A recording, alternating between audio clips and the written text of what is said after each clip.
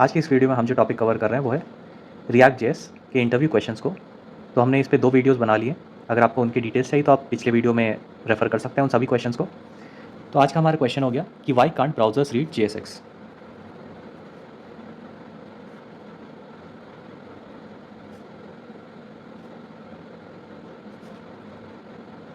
तो इसका आंसर हो गया browsers can read JavaScript objects but JSX is not a regular JavaScript object.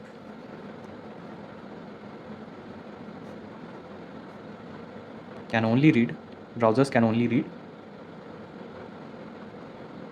JavaScript objects but JSX is not a regular JavaScript object.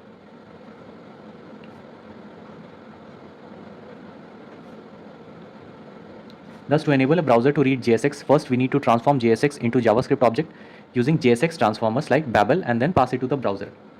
तो JSX आपका browser directly read नहीं कर सकता है। तो अगर आपको आपके ब्राउज़र को JSX रीड कराना है तो हमें JSX फाइल को, यहाँ पर JSX फाइल हो गया, इसे कन्वर्ट करना पड़ेगा जावास्क्रिप्ट ऑब्जेक्ट में।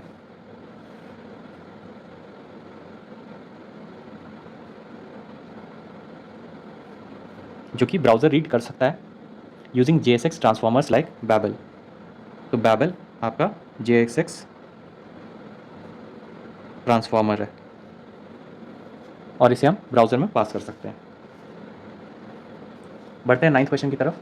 How different is react ES6 instance when compare to ES5।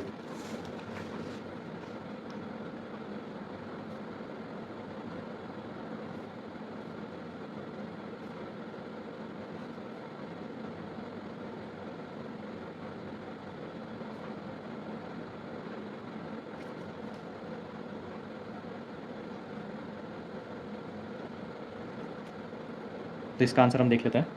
Syntax has change from ES5 to ES6 in the following aspects. पहला हो गया आपका रिक्वायर वर्सेस इंपोर्ट। तो पहला हो गया आपका रिक्वायर वर्सेस इंपोर्ट। तो ES5 में हम यूज़ करते थे, अगर हमें किसी और कंपोनेंट को यूज़ करना है तो ES5 में हम यूज़ करते थे। ये आपका ES5 हो गया और ये आपका ES6 हो गया। यहाँ पर हम यूज़ करते थे where react is equal to require, यानी कौन सा कंपोनेंट या कौन सा डिपेंडेंसी हमें रिक्वायर्ड है, और यहाँ पास करते थे रिएक्ट। अब ES6 में हम क्या करते हैं, हम इंपोर्ट यूज़ करते हैं। इंपोर्ट रिएक्ट, हमने एक वेरिएबल का नाम दे दिया फ्रॉम रिएक्ट। तो रिएक्ट जो भी आपका कंपोनेंट है उससे हमने रिएक्ट को पुल कर लिया है। दूसरा हो गया एक्सपोर्ट वर्सेस एक्सपोर्ट्स। तो एक्सपोर्ट करने के लिए हम यूज़ करते थे module dot exports is equal to component, और ES6 में हम यूज़ करते हैं एक्सपोर्ट डिफ़ॉल्ट कंपोनेंट।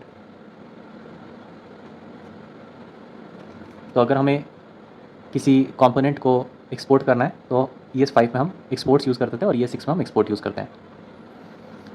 तीसरा पॉइंट हो गया आपका कंपोनेंट एंड फंक्शन।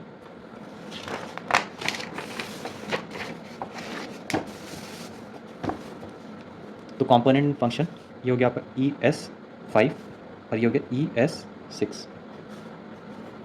तो कंपोनेंट और फंक्शन हम कैसे यूज़ करते थे, ES5 में हम यूज़ करते थे वैर माई कंपोनेंट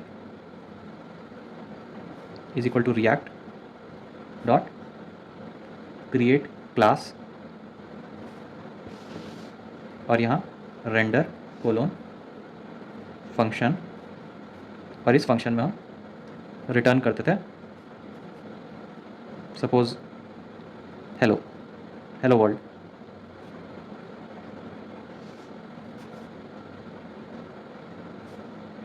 फंक्शन को और कंपोनेंट जो हमने क्रिएट किया है उसे हम क्लोज कर देते हैं। ES6 में अब हम किस तरह से करते हैं, क्लास आपका हो गया माई कंपोनेंट, ये आपका एक्सटेंड करेगा रिएक्ट डॉट कंपोनेंट को। तो आप देख रहे हैं ये बिल्कुल क्लास टाइप स्ट्रक्चर हो गया। रेंडर मेथड कॉल हुआ आपका, ये आपका रिटर्न कर दिया H3 हेलो वर्ल्ड, रेंडर और क्लास हमारा क्लोज हो गया। तो इस तरह से हम कंपोनेंट और फंक्शन को ES5 और ES6 में डिफाइन करते थे। इसी तरह different styles of defining props और स्टेट आपके ES5 और ES6 में हुए हैं। बढ़ते हैं 10th क्वेश्चन की तरफ। How is react different from angular? तो ये एक बहुत ही इंपॉर्टेंट क्वेश्चन है।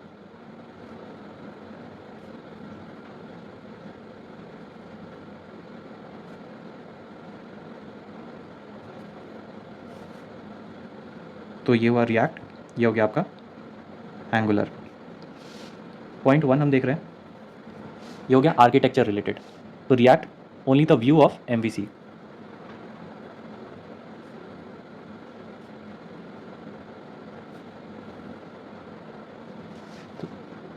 तो रिएक्ट आपका सिर्फ व्यू प्रोवाइड करता है MVC का, और एंगुलर आपका MVC का कंप्लीट आर्किटेक्चर प्रोवाइड करता है, कंप्लीट MVC। दूसरा हो गया बेस्ड ऑन रेंडरिंग। तो रिएक्ट में आपका सर्वर साइड रेंडरिंग होता है और एंगुलर में आपका क्लाइंट साइड रेंडरिंग होता है।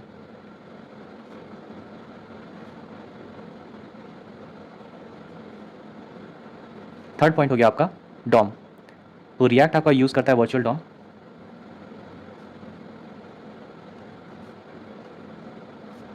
और एंगुलर आपका यूज़ करता है रियल डॉम।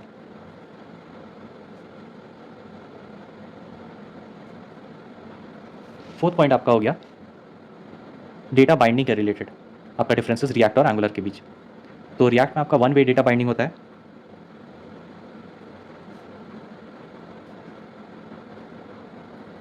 और एंगुलर में आपका टू वे डेटा बाइंडिंग होता है।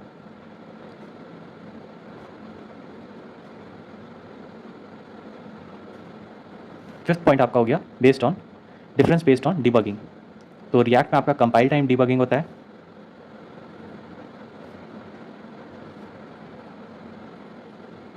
और एंगुलर में आपका रन टाइम डिबगिंग होता है। सिक्स्थ और आखिरी पॉइंट हो गया आपका बेस्ड ऑन ऑथर।